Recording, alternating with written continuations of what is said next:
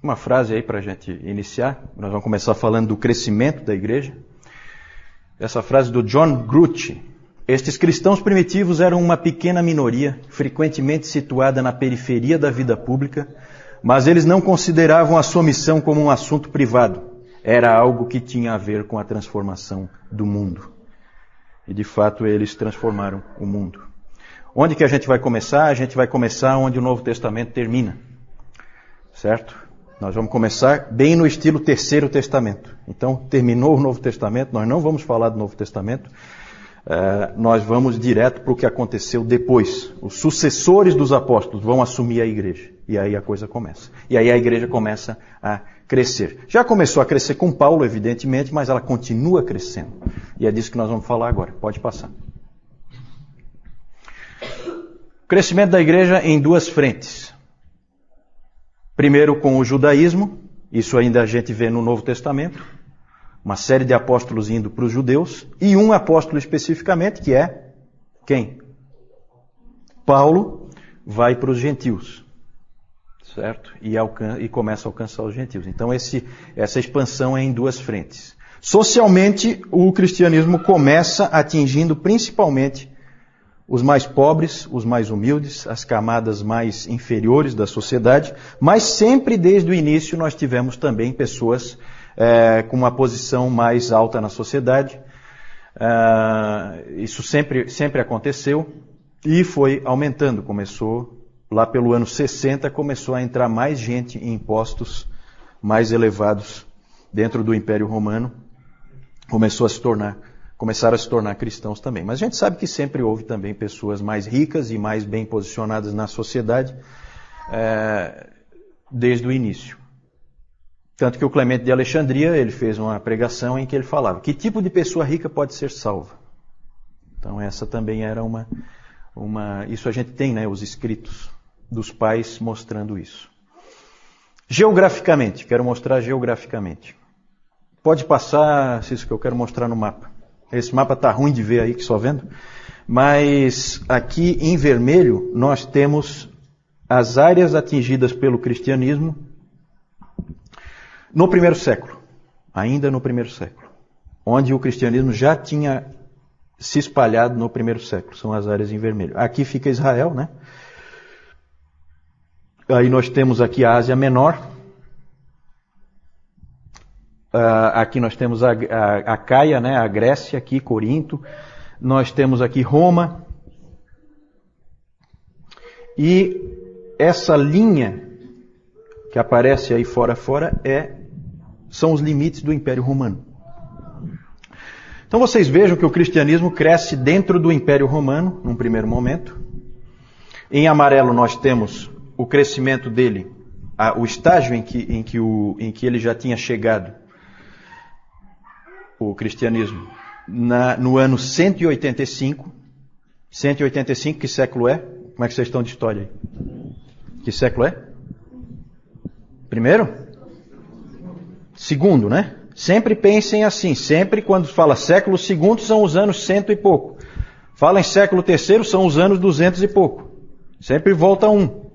Por quê? Porque só fecha o século no ano, terceiro século só fecha no ano 300. Então fala assim, segundo século são aqueles anos 101, 102, 103, 104 e assim por diante, tá? Então no ano 185 vejam que já tinha se espalhado muito, já tinha atingido aqui o Egito, já tinha atingido todo o norte da África, aqui regiões do norte da África, e tinha ido longe, tinha ido até lá na Gália, onde é a França hoje, né? Tinha chegado lá em cima, onde hoje é a Alemanha, da cidade de Colônia, já tinha chegado o Evangelho, e também lá na Espanha. Lembram que Paulo queria ir para a Espanha? Nós não sabemos se ele realmente chegou aí, mas alguém chegou. Alguém chegou lá. Alguém levou o Evangelho lá. Então é impressionante como vai crescendo, vai se espalhando, vai indo para todos os lugares do Império Romano. Vejam bem que o cristianismo, a gente às vezes pensa assim, não, o cristianismo começou ali na Judéia e aí depois ele foi para a Europa. Não é bem assim, gente. que é marcante aí em termos de geografia? Onde é que o cristianismo está crescendo? Império Romano, sim. Isso em termos de política. Em termos de geografia, onde é que o cristianismo cresce?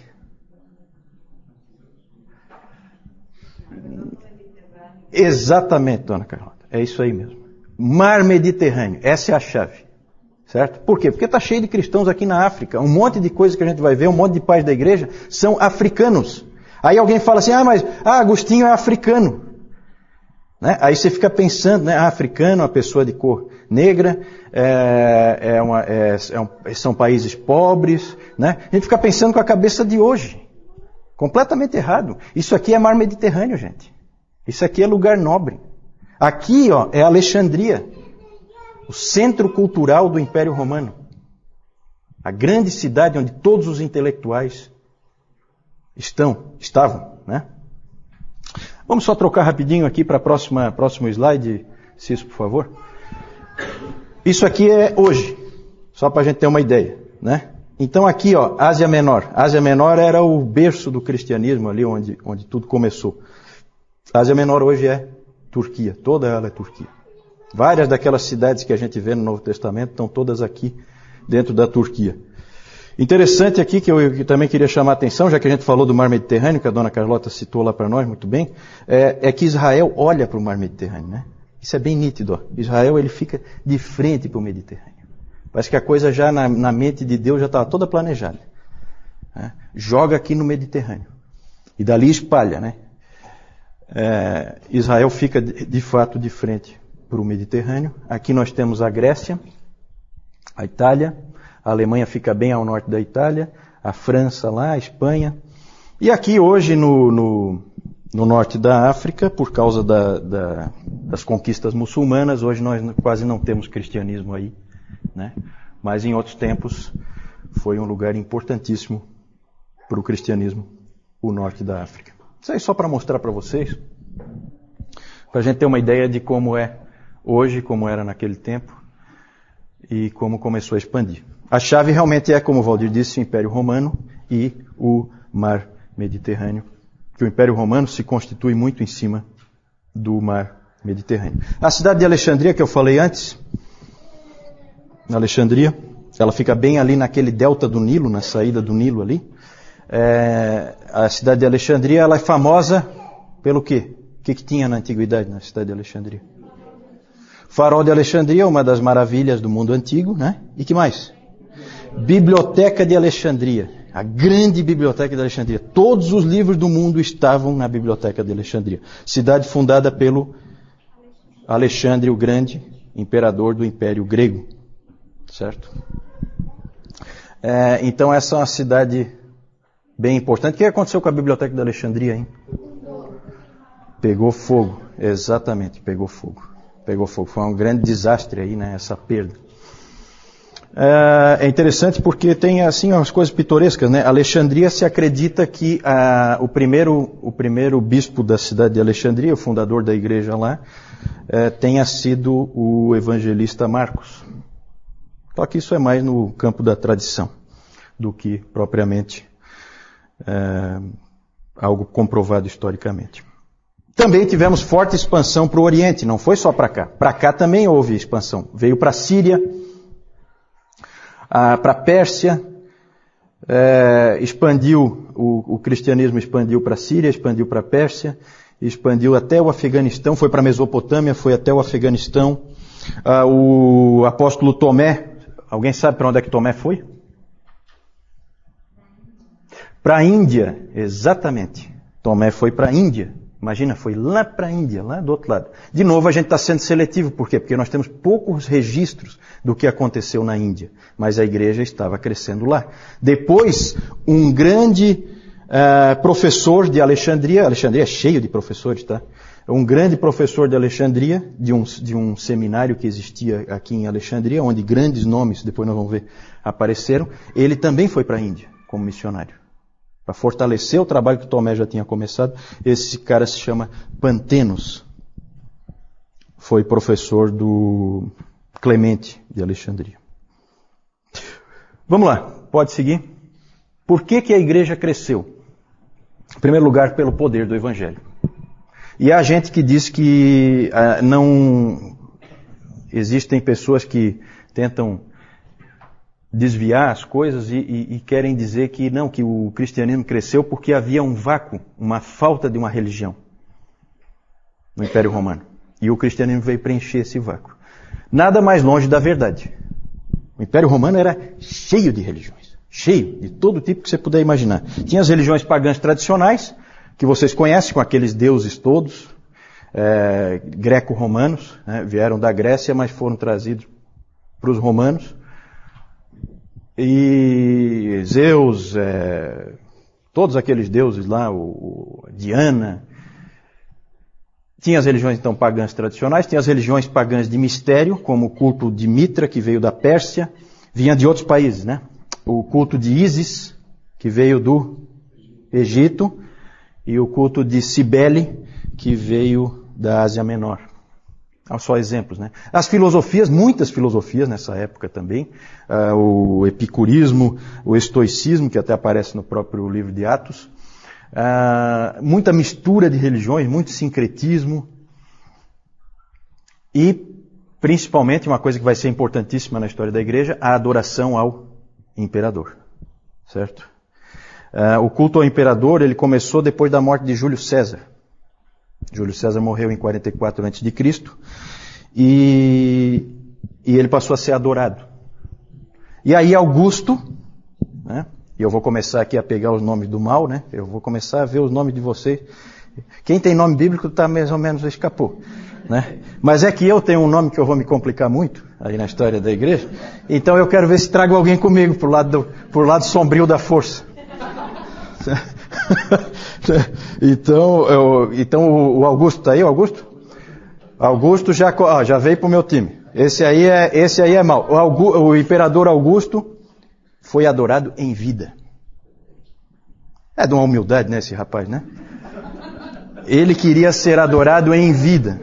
Não, com certeza não. Com certeza não. Eu tenho que trazer alguém pro meu time, tá? O Augusto é um reforço bom. Depois nós vamos conversar. Quem tem nome bíblico já escapou, mas quem tem nome aí meio duvidoso, nós vamos encontrar aqui na história da igreja, tá? Porque esses nomes não vêm do nada, não. A gente tem muito aquela mania de ver o que significa o nome, né? Isso aí é secundário. O mais importante é saber por que o nome existe. Ele existe por causa de algum personagem histórico. O culto ao imperador era bem simples. Na verdade, você tinha que só reclinar a cabeça ou queimar um pouquinho de incenso. Isso aí salvava a tua vida. Salvava a tua vida. Só que a gente sabe que, depois nós vamos ver, as pessoas preferiam morrer. Naquela época podia-se crer em qualquer religião. Não tinha problema nenhum.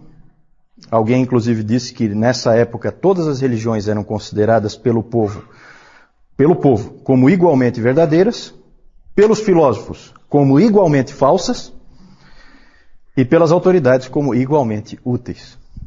Certo? Parece com hoje em dia, né? É mais ou menos a mesma coisa, né? Nada de novo debaixo do sol. Só que o cristianismo gerou um problema. Acho que pode passar aí. Ele gerou um problema por causa do seu exclusivismo.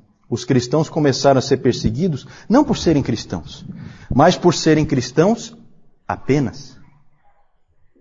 Certo? Esse era o problema. O problema é você ser só cristão. Isso é inadmissível. Você pode ter toda a religião que for, não tem problema nenhum. O Império Romano aceita, não tem crise. Os judeus também tinham essa característica, só que os judeus eram isentos de adoração ao imperador, por motivos que eu não vou entrar agora, mas que tem a ver basicamente pelo fato de ser um Estado organizado e Roma tinha a preocupação em manter o que ela chamava de paz romana. E os cristãos não ganharam essa isenção. Ficaram numa situação difícil. Vamos lá. Testemunho dos cristãos. O crescimento da igreja foi em cima do testemunho dos cristãos. Podem ter certeza disso. Por palavras, né? Cada cristão era um missionário. Cada um deles. Alguém disse que eles eram assim um coração cheio de amor incendiando um outro coração. Era assim que eles funcionavam, era assim que eles viviam. Os mercadores levavam o evangelho de cidade em cidade, de feira em feira. Os soldados levavam o evangelho de posto em posto. E assim a coisa ia migrando. Eles então testemunhavam por palavras, eles testemunhavam pelos seus atos, porque eram pessoas extremamente boas, que faziam o bem e impressionavam as pessoas por isso, porque isso não era comum naquele tempo, não era tempo do politicamente correto, nada disso. Cada um por si, Deus por todos. E eles eram diferentes.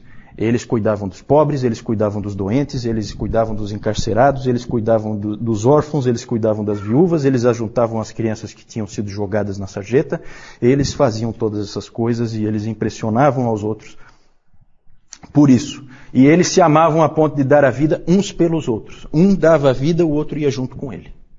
Então isso tudo impressionava, isso tudo afetava. E principalmente eles testemunharam também pela morte. Tertuliano disse aquela famosa frase bem conhecida, que o sangue dos mártires é a semente da igreja. Podemos passar para o próximo aí. Eu acho que agora nós temos algumas figurinhas aí, o João vai só apresentar para vocês. Já que eu tenho o risco de ser preso, então vou ser preso por algum motivo. Aqui nós vemos aqui, são as estradas que eram construídas lá na antiguidade pelos escravos. A Roma, como ela dominava toda aquela região ali, então ela botava os escravos para fazerem aqui as estradas, tá? Aqui tem essa ponte aqui, nós não sabemos direito onde é, mas a gente vê aqui como já era evoluído o sistema romano ali de construções. Próximo. Aqui nós vemos também a principal entrada naquela época de acesso a Roma, que é a Via Ápia. Nós vemos aqui todas essas entradas aqui, como ela já era bem formada e como ela era bonita também ali, tipo uma alameda. Não se compara a nossa agora, mas a estrutura dela era muito boa. E aqui nós temos os templos ali na cidade de Éfeso. Aqui o templo já de Diana. Aqui nós temos a foto, uma estátua de Diana. Aqui podem ser vistos, talvez aí não dê de ver que está meio embaralhado, mas aqui são vários seios que tem aqui. Dá para ver como ela tinha um domínio muito grande.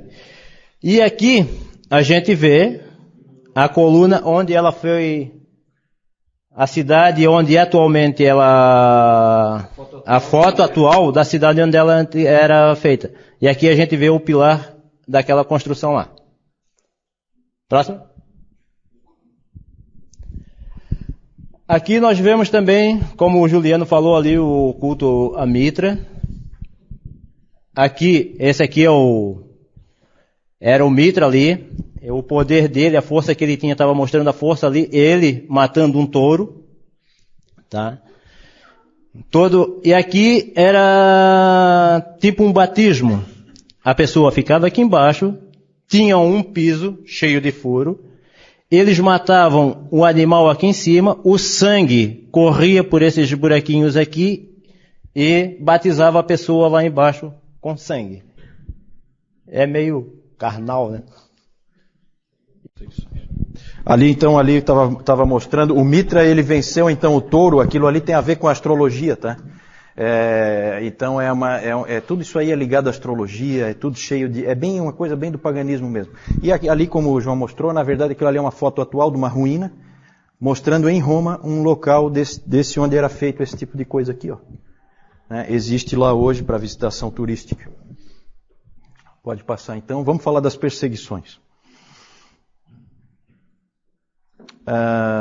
Ali o João mostrou as estradas romanas, né? Eu esqueci de falar de como favorecia a expansão, né? Do crescimento da igreja, o momento em que o cristianismo apareceu, o momento em que Jesus Cristo veio, como o Império Romano favoreceu essa expansão. Então você tinha essas estradas, você tinha toda uma estrutura, você tinha o estabelecimento da paz romana, que te dava trânsito livre pelo mar Mediterrâneo, te dava trânsito livre por vários países diferentes que eram conquistados pelos romanos. Isso tudo ajudou muito a expansão da igreja. Como a gente vê no próprio livro de Atos, né? Ali o João mostrou também o templo de Diana, né? Aparece, toda essa questão de Diana dos Efésios aparece em Atos. Todo o problema das estatuetas. Nós temos uma estatueta ali, aquela ali que ele mostrou, é uma estatueta daquelas que houve toda aquela confusão, que o Paulo acabou sendo preso por causa do medo dos fabricantes de estátuas em perder o seu negócio, né?